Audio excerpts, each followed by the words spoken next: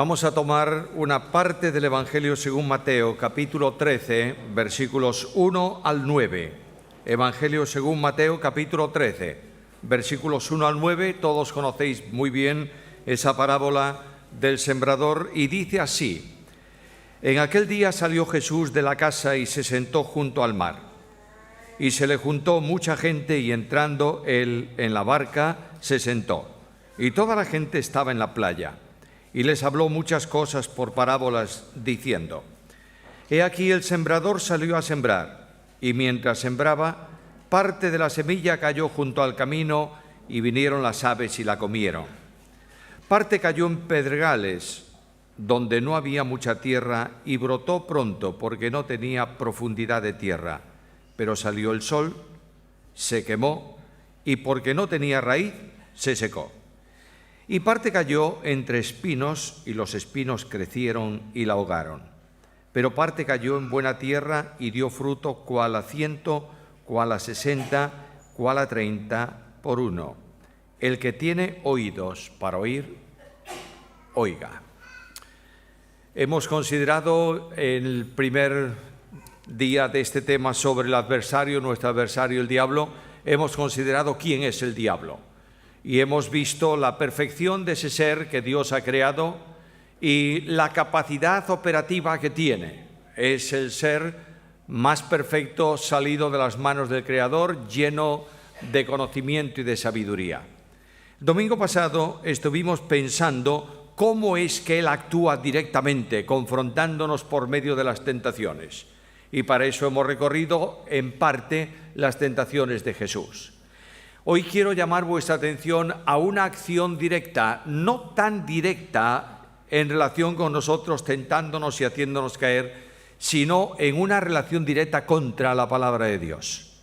El tentador y la palabra de Dios. Por eso he leído la parábola del sembrador, en donde Cristo mismo da como explicación que el campo es el mundo, la buena semilla los hijos del reino y la mala semilla son los hijos del diablo. Para este tema quisiera mencionar tres cosas. En primer lugar, ¿qué es la palabra? En segundo lugar, la acción de Satanás contra la palabra. Y finalmente, la determinación que nosotros, cada uno de nosotros, tenemos que tomar en relación con este problema, que es un grave problema que afecta la marcha de la vida personal de cada uno de nosotros. ¿Qué es la palabra? Ayer tuvimos un estudio que precisamente tratamos parte de esto. La palabra es la revelación de Dios. La Biblia continuamente se califica a sí misma y nosotros la calificamos en razón de eso como la palabra de Dios. Los escritos bíblicos que tenemos en nuestra Biblia, todos ellos han sido inspirados por Dios. Todos los escritos de la palabra se producen al impulso del Espíritu Santo. De manera que leemos en el escrito de Pedro estas palabras, sabiendo que ninguna profecía fue traída por voluntad humana, sino que los santos hombres de Dios hablaron siendo inspirados por el Espíritu Santo. No solo el escrito y el contenido, sino también el resultado, o lo que se puede dar como resultado del escrito, la aplicación del escrito. El apóstol Pablo dice de esta manera: Toda la Escritura es inspirada por Dios y útil para enseñar, para redarguir, para corregir, para instruir en justicia. De manera que Dios utiliza la Biblia como elemento, primeramente de revelación suya hacia el hombre. En segundo lugar, como elemento edificante. Tiene poder para edificar. El Señor Jesús afirmó algo contundente frente al problema que se está dando en el mundo de hoy de que la Biblia es parcialmente inspirada, pero que hay cosas que no han sido inspiradas. Cristo dijo que ni una iota ni una tilde pasará. Por tanto, son inspirados no solamente el mensaje, sino son inspiradas cada una de las letras del escrito bíblico. Ahora, la utilidad de la Biblia es evidente. Dios da la Biblia para que nosotros conozcamos a Dios. Y esto es sumamente importante, porque además nos conduce al conocimiento vital, al conocimiento de relación, Y la vida eterna, dice la Biblia, es que te conozcan a ti, el único Dios verdadero, y a Jesucristo, a quien tú has enviado. Pero algo más. La Biblia es necesaria para que la vida mía se adapte a la voluntad de Dios. Yo no puedo ser santo si no voy a la palabra. El Salmo 119, versículo 11, tan conocido, lo conocéis de memoria. ¿Con qué limpiará el joven su camino? Con guardar tu palabra. Pero algo más. ¿En medio de las aflicciones padeces algún problema?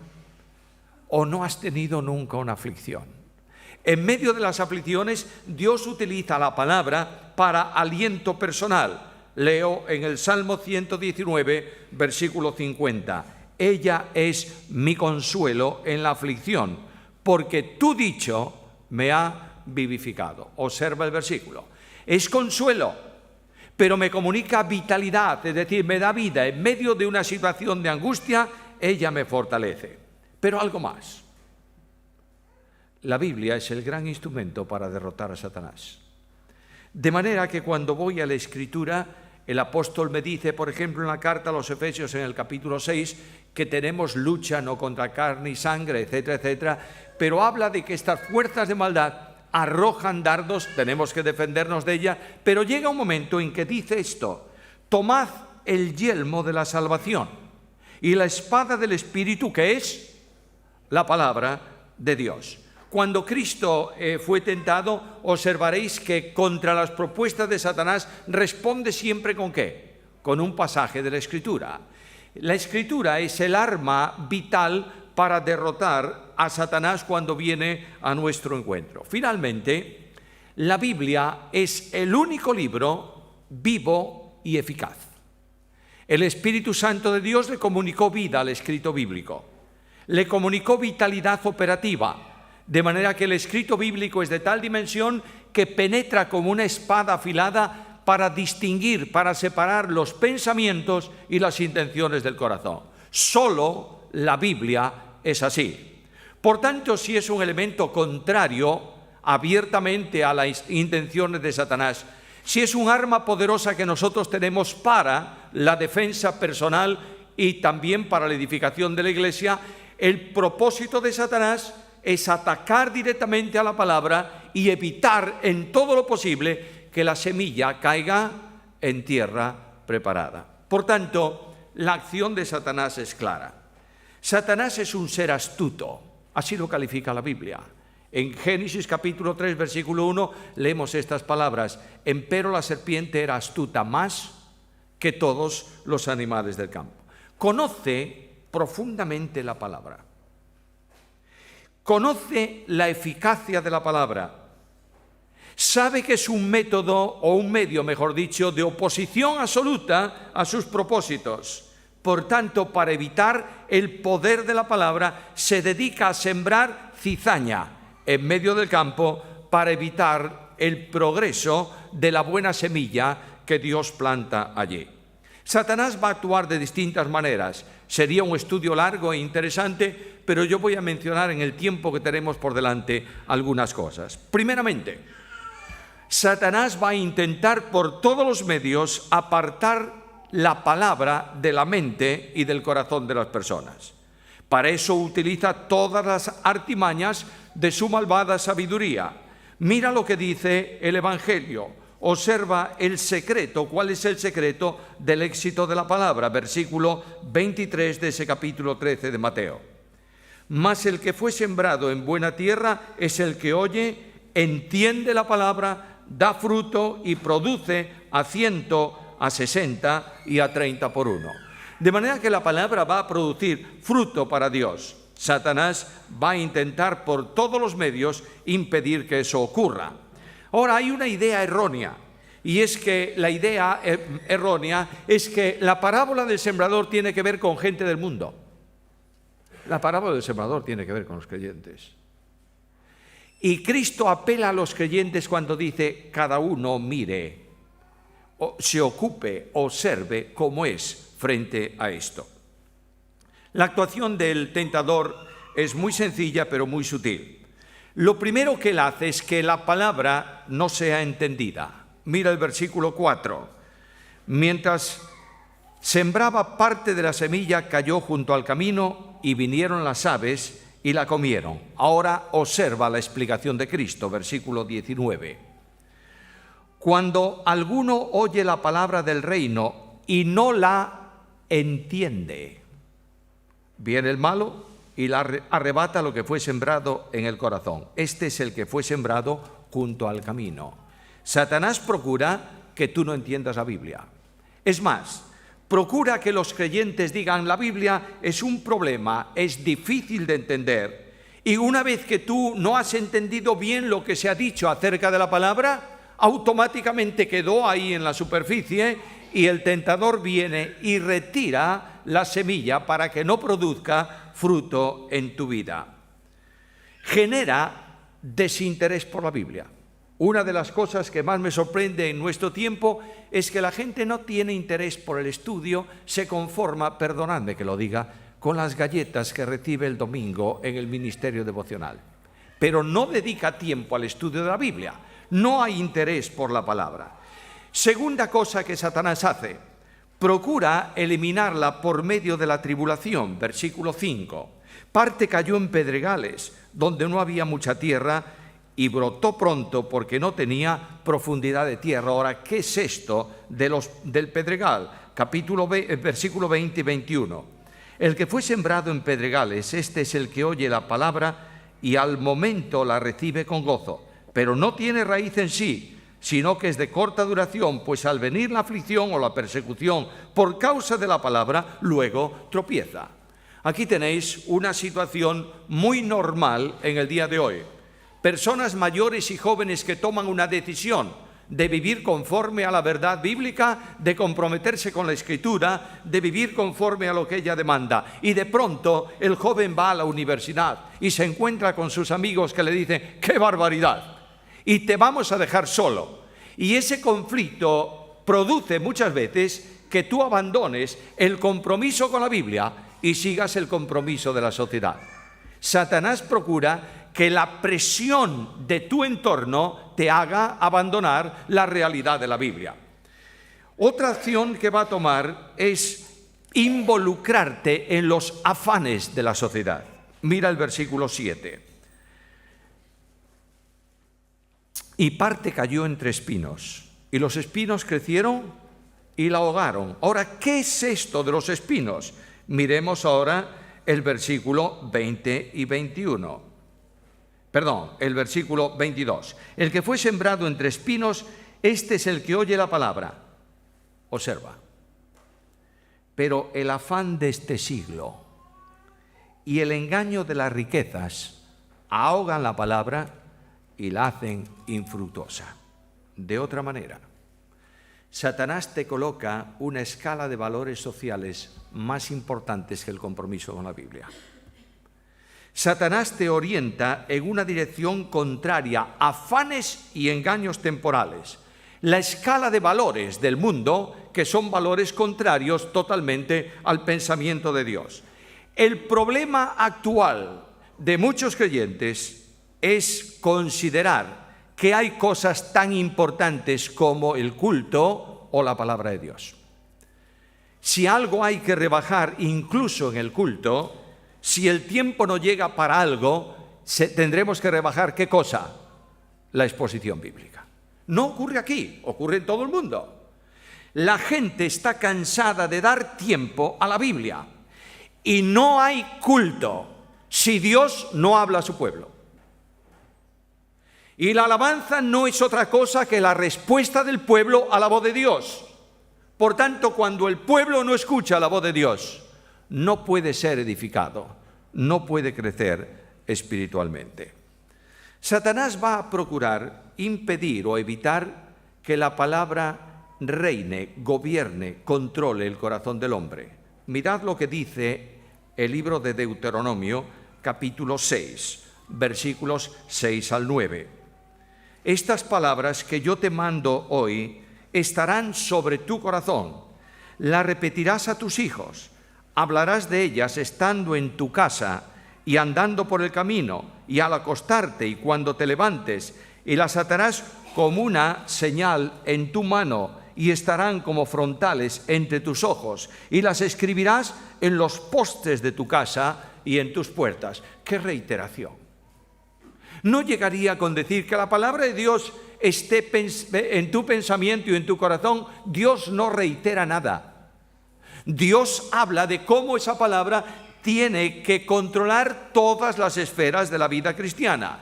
Lo primero que dice es que cuando la palabra controla, está sobre tu corazón, automáticamente todas las cosas de tu vida giran en torno a la palabra. Luego, cuando la palabra está en tu corazón, la repetirás a tus hijos. No significa que tus hijos en casa tengan que escuchar un rollo de sermón permanente de parte de su padre. Quiere decir que la palabra de Dios se insiste con ella a los niños en las decisiones que tienen que tomar. Se les enseña la Biblia. Hermanos míos amados, me asombra ver que los niños de nuestro tiempo están inmersos, involucrados en programas de televisión y en juegos de videoconsola. ¿Es malo eso? No. No quiero decir que le prohíbas a tus hijos ver la televisión y los animalejos esos medios monstruosos japoneses, etcétera, etcétera. No lo hagas. Lo que tienes es que darle la Biblia, contarle las historias bíblicas, hablarle del contenido de la Biblia, llevarlo a Cristo y que las decisiones que tomen aprendan a tomarlas a la luz de la Biblia. Luego viene otra cosa más. Hablarás de ella estando en tu casa, es decir, el control de tu casa. Y las conversaciones en tu casa están coordinadas, controladas por la palabra de Dios. Muchas veces salimos de un culto, vamos a nuestra casa y durante la comida, ¿qué hacemos? ¿Qué conversaciones tenemos? ¿Edificantes? ¿Qué va? Murmuraciones, etcétera, etcétera, etcétera, etcétera. ¿Qué sermón tuvo el pastor hoy más malo? O mira qué exagerado es aquel o el otro.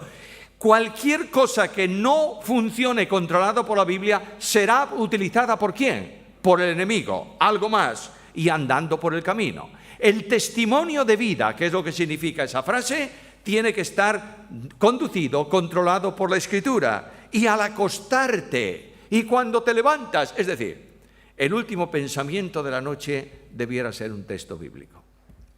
No hace mucho tiempo, nosotros somos muy pecadores, no hace mucho tiempo en mi casa, Susana y yo estuvimos viendo una película.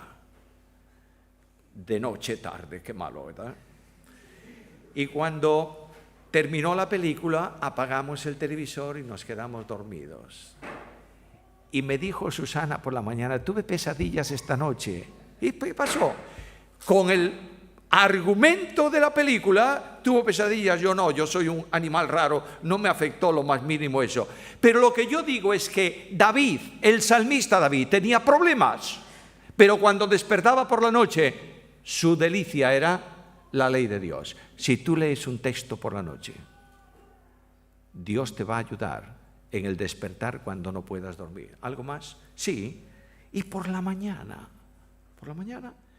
un texto por la mañana reorientará tu camino a lo largo del día y las atarás en tu mano.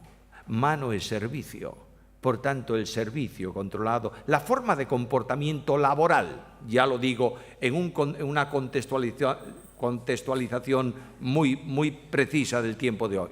La forma de comportamiento en la sociedad y en el mundo laboral controlado por la Escritura y estarán como frontales entre tus ojos. Yo no sé si recordáis, los más antiguos de aquí sí, sé que Eladio y David y algunos más se acordarán que en los tiempos jóvenes nuestros era muy habitual ver transportar mercancías pesadas por la ciudad en un carro de caballos, ¿verdad?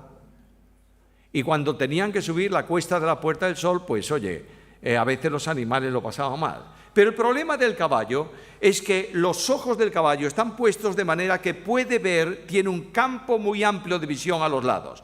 Cuando un automóvil pasaba al lado del carro del caballo, el caballo se asustaba. Por tanto, a ese caballo le ponían unas anteojeras, unos trozos de cuero que le impedían ver a este lado y al otro y solo al frente. Lo que está diciendo este versículo es que la Biblia debe ser la forma de orientación de tu vida y de tu visión para que el tentador no ponga obstáculos en tu camino y las escribirás en tus paredes y en tus puertas. Quiere decir que tenemos que tener textos bíblicos por toda la casa.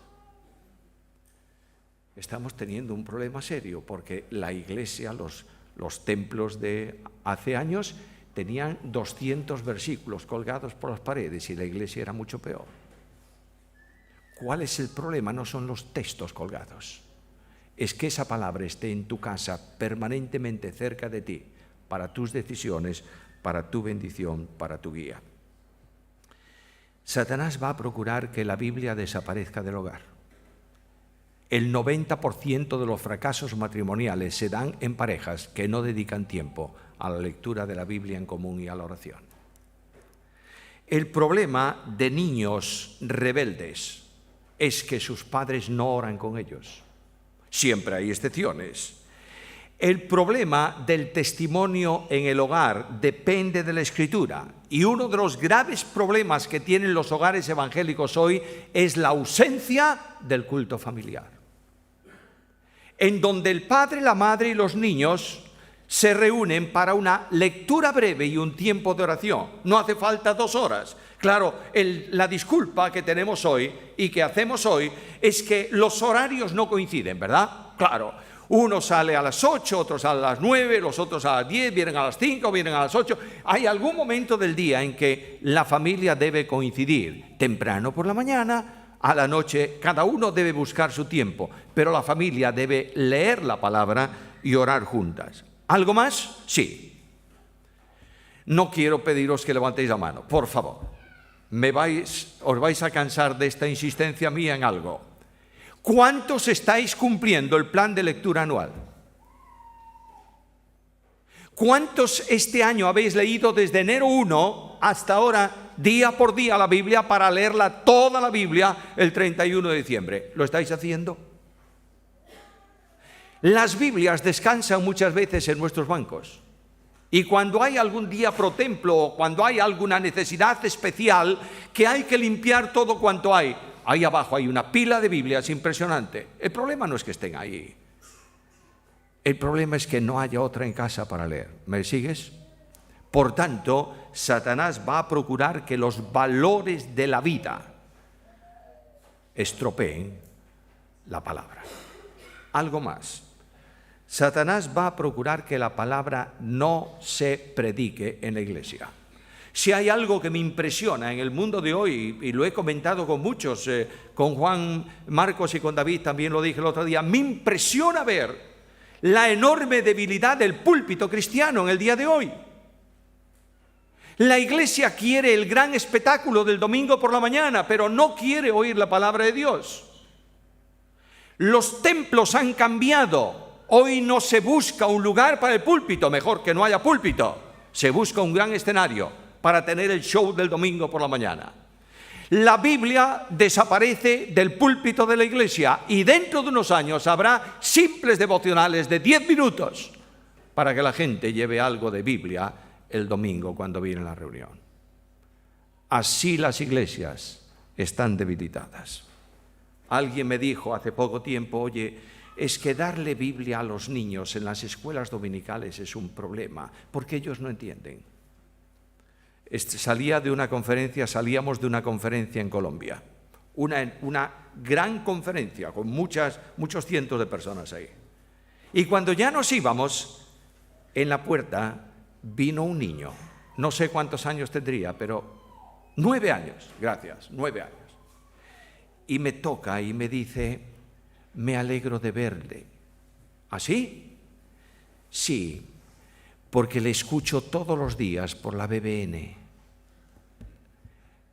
Yo dije, pero tú escuchas la BBN, que es la radio evangélica. Sí, la escucho. ¿Y tú entiendes lo que yo digo? Y dice, casi todo. 9 años. Basta de historias. Satanás ha metido una cuña seria dentro de las iglesias, impidiendo que desde el púlpito se predique la Biblia en toda la dimensión. Ahí tenéis un pueblo llevado de aquí para allá, ¿por qué? Por todo viento de doctrina. Va a procurar Satanás, y lo está consiguiendo en muchos sitios, que la palabra de Dios, la revelación de Dios, la exposición bíblica, descanse en fuentes que no son la Biblia. El peligro de Colosas no desapareció, está. Escucha un texto de la carta a los Colosenses, capítulo 3, versículo 18.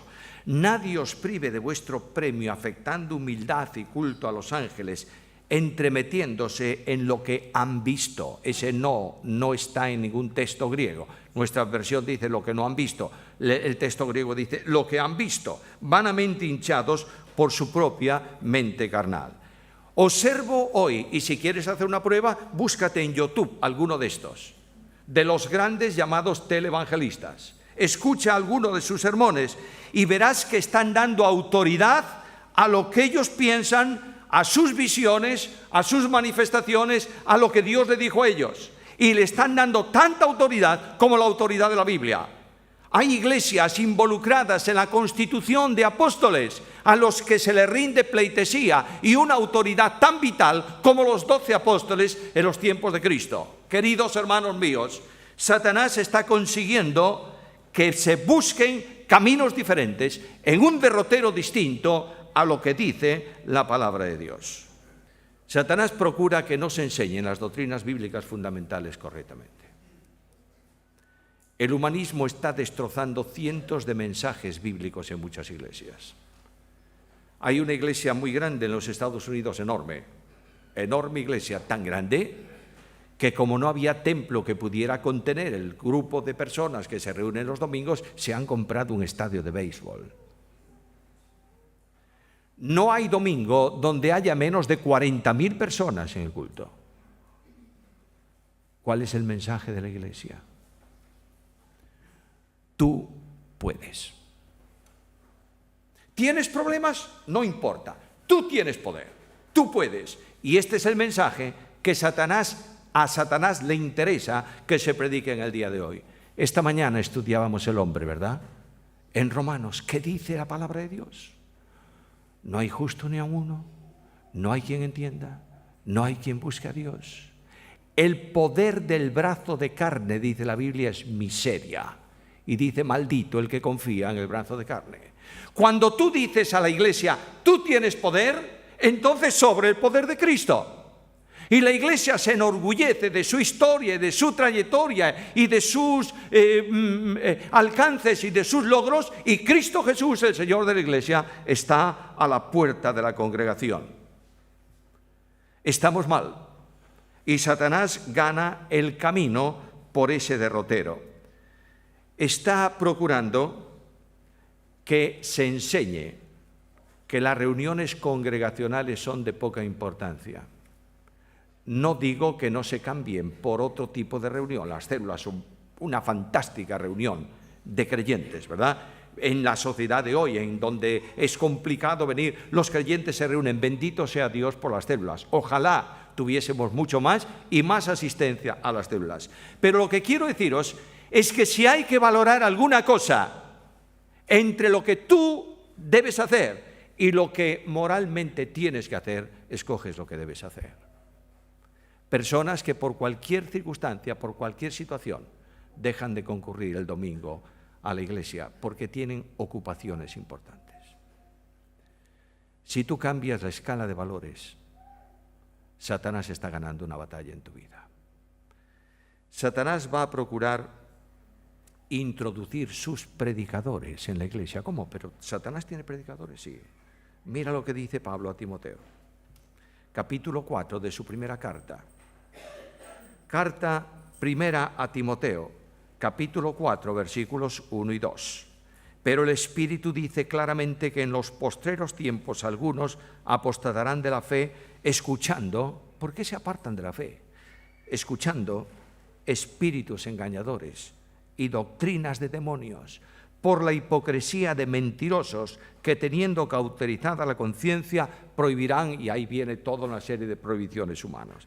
Esto que Pablo advierte a Timoteo es normal, lamentablemente, en el día de hoy. Satanás los introduce en la iglesia. ¿Cómo? Personas que buscan su propio bien y su lucro personal. Personas que hablan palabras fingidas, diciendo lo que tú quieres oír, no lo que Dios quiere que tú oigas. Personas que predican cosas superficiales y personas que viven vidas licenciosas.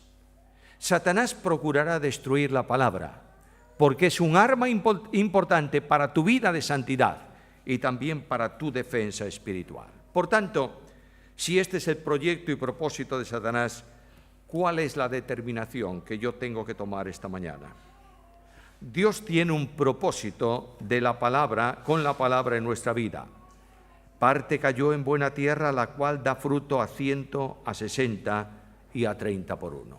Dios envía la palabra para que produzca fruto en nuestra vida, para que nosotros llevemos fruto para Dios. Y en todos los casos, observad que la semilla es la misma.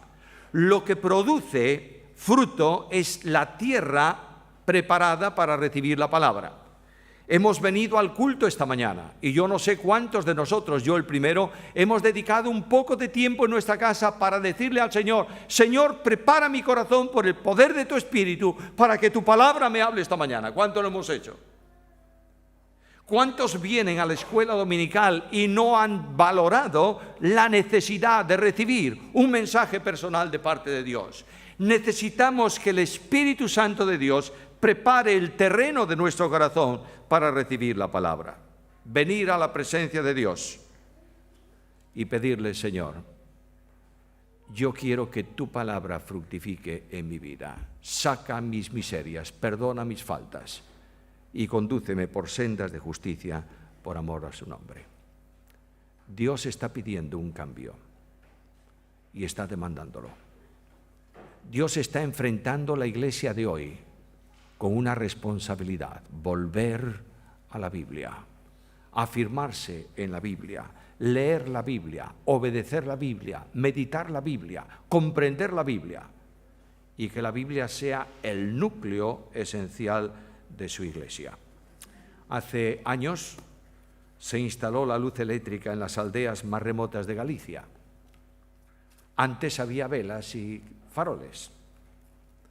Una señora de una aldea que yo conozco muy bien, le instalaron la corriente en su casa y los instaladores le dijeron: ¿en dónde quiere poner luces? Y puso luces por donde pudo, y ella le dijo: y también en aquella habitación del fondo. En aquella habitación del fondo había unos muebles muy viejos, una mesa muy vieja, y la viejita se reunía, se sentaba allí en un sillón viejísimo, de vez en cuando quería, dice ella, escaparse del resto de la familia. Pusieron la luz. Y sorprendentemente los instaladores volvieron una semana después y encontraron a la viejita en la habitación. ¿Sabe lo que tenía encima de la mesa? Un farol encendido. Y uno de ellos, curioso, le dijo: pero abuela, ¿por qué no enciende la luz? Y dijo: ¿sabes? Los muebles se ven muy viejos con la luz encendida. Claro, naturalmente que sí. Mientras tú tengas una luz tuya, nunca verás tu vida conforme al propósito de Dios. Lo que tienes es que encender la luz de la Biblia en tu vida y decir al tentador: vete, Satanás, no vas a conseguir victoria en mi vida, porque yo voy desde hoy en adelante a vivir conforme a la palabra de Dios. Yo pido al Señor de gracia que bendiga la congregación, bendiga vuestras vidas y la mía, para que la Biblia toque realmente nuestra fibra íntima y seamos conforme a la voluntad de Dios. Oremos. Padre querido, gracias porque tu palabra habla a nuestros corazones, gracias porque reprende nuestras circunstancias, advierte de nuestros peligros y nos da el arma victoriosa que es tu palabra para vencer en las dificultades y también en los problemas que Satanás levanta contra nosotros. Dios de gracia, para gloria de tu nombre, pedimos que esta iglesia nuestra, amada, querida Iglesia Unida, sea una iglesia que descanse firmemente en tu palabra. Que solo tu palabra y nada más que tu palabra oriente la vida de la congregación, ilumine el camino de los creyentes, y sea, Señor, el referente que esta Iglesia tenga en nuestra ciudad para gloria de tu nombre. Señor, bendice los hogares presentes. Bendice al matrimonio y a los hijos, para que juntos busquen un tiempo de lectura y oración conjunta de tu palabra. Danos la bendición de que en el púlpito de la Iglesia la luz de tu palabra esté permanentemente expuesta. Y ayúdanos, Señor, porque queremos glorificar con nuestra vida tu nombre y queremos evitar caer en los lazos del tentador. Gracias por todo lo que tú nos das. Gracias por tu palabra, por tu misericordia, por tu bondad. Despídenos con tu bendición. Llévanos en bien a nuestras casas. Danos un día agradable de disfrute familiar, de relación en el día de hoy. Y, Señor, conduce a tu pueblo por sendas de justicia, por amor de tu nombre. Gracias por todo. En el nombre de Jesús. Amén.